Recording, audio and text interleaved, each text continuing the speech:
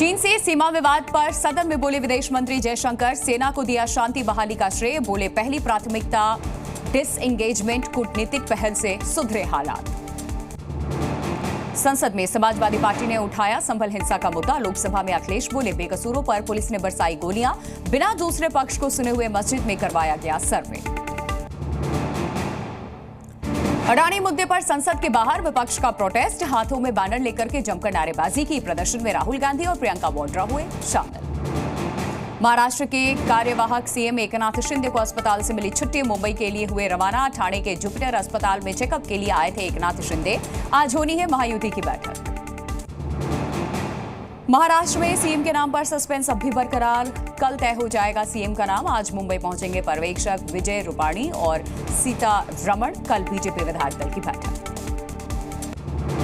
धार्मिक सजा भुगतने अमृतसर के स्वर्ण मंदिर में पेश हुए सुखबीर बादल, गले में तख्ती लगाकर की सेवादारी। गुरुद्वारे में सेवा के साथ जूठे बर्तन साफ करने का है निर्देश। जम्मू कश्मीर के श्रीनगर में आतंकी और सुरक्षा बल के बीच में गोलीबारी। हारवन इलाके में एक आतंकी ढेर किया गया, सुरक्षा बल का इलाके में सर्च ऑपरेशन। दिल्ली की जामा मस्जिद में सर्वे की हिंदू सेना ने उठाई मांग। एएसआई को लिखी चिट्ठी में मस्जिद में खंडित मूर्तियों के होने का किया दावा। औरंगजेब की जीवनी वाले किताब का दिया हवाला। बदायूं मस्जिद विवाद को लेकर के कोर्ट में टली सुनवाई। 10 दिसंबर को फिर होगी सुनवाई। हिंदू पक्ष ने मंदिर तोड़कर मस्जिद बनाने का किया है दावा। दिल्ली में आम आदमी पार्टी के खिलाफ बीजेपी का विरोध प्रदर्शन। विधायक नरेश यादव के खिलाफ नारेबाजी। 11 अशोका रोड से लेकर के फिरोज शाह रोड तक प्रोटेस्ट। बांग्लादेश में इस्कॉन संत चिन्मय प्रभु की बेल पर सुनवाई टली। कोर्ट में बहस के नहीं मिला कोई भी वकील बहस के लिए। अब चिन्मय प्रभु को 2 जनवरी तक रहना होगा सलाखों के पीछे। बांग्लादेश में चिन्मय दास के वकील रमेन रॉय पर जानलेवा हमला हुआ। वकील रमेन रॉय आईसीयू में भर्ती हैं। कट्टरपंथियों ने घर में भी की तोड़फोड़। अलीगढ़ मुस्लिम यूनिवर्सिटी में संभल हिंसा पर प्रोटेस्ट हुआ। एएमयू में छात्रों ने की धार्मिक नारेबाजी। अल्लाहू अकबर और नहीं दोहराई जाएगी बाबरी के लगाए गए नारे। संभल पुलिस पर लगाया बर्बरता का आरोप। संभल को लेकर के समाजवादी पार्टी के सांसद रामगोपाल यादव ने भी उठाए सवाल। आदेश देने वाले जज के खिलाफ कार्रवाई की मांग की है। बोले सर्वे के जरिए पूरे देश में अशांति पैदा करने की साजिश की जा रही है। बांग्लादेश को लेकर के दिलीप घोष ने टीएमसी पर साधा निशाना। बोले गाजा को लेकर के इन्हें होती है चिंता। बांग्लादेश में हिंदुओं पर हमले को लेकर क्यों हैं चुप।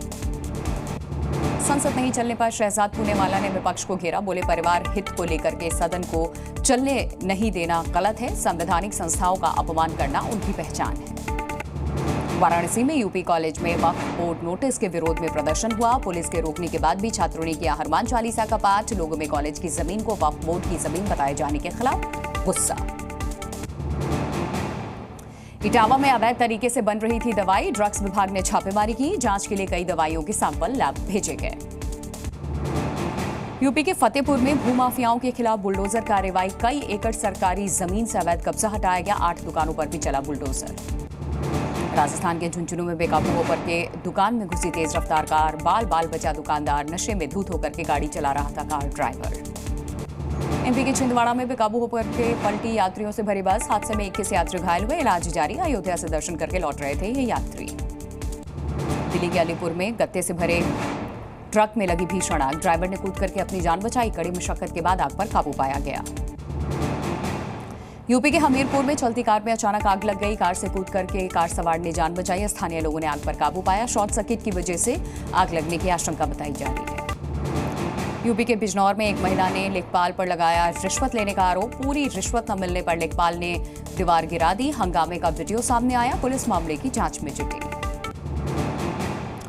फिंगल तूफान के कारण तमिलनाडु के कृष्णगिरी में बस स्टैंड में भरा पानी। पानी के साथ बह गई कई गाड़ियां। तबाही की तस्वीरें सामने आई। केरल में फिंगल तूफान के कारण भारी बारिश। नेशनल हाईवे पर भरा घुटनों तक पानी। पानी के बीच गुजरते दिखे लोग। जम्मू और कश्मीर के कुपवाड़ा में हुई जमकर बर्फबारी। घरों की छतों पर दिखा बर्फ ही बर्फ। मौसम हुआ सुहाना। अमेरिका के कैलिफोर्निया में डोनाल्ड ट्रंप के खिलाफ विरोध प्रदर्शन। ट्रंप की सामूहिक निर्वासन योजना पर रोक लगाने के बाद प्रदर्शनकारियों ने विरोध में की नारेबाजी।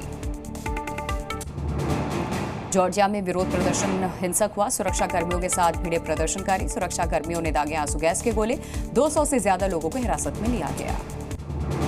सीरिया के कई हिस्सों पर विद्रोही गुट का कब्जा, हथियारबंद विद्रोहियों ने एयरपोर्ट को भी अपने कब्जे में लिया, कई हिस्सों में सेना के साथ झड़प। रूस ने सीरिया के इदलिब शहर पर किया हवाई हमला, अस्पताल को बनाया निशाना, 3 लोगों की मौत, घायलों के लिए रेस्क्यू ऑपरेशन चलाया गया।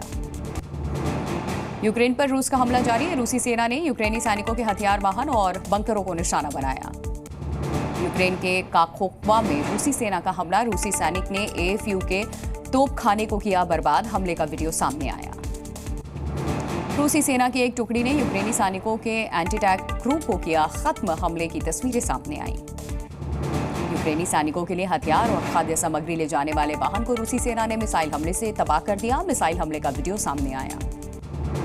रूसी वायुसेना के लड़ाकू हेलीकॉप्टर के 52M ने कुर्स्क क्षेत्र में बमबारी की है, AFU के कई सैन्य टुकड़ियों पर बरसाए बम।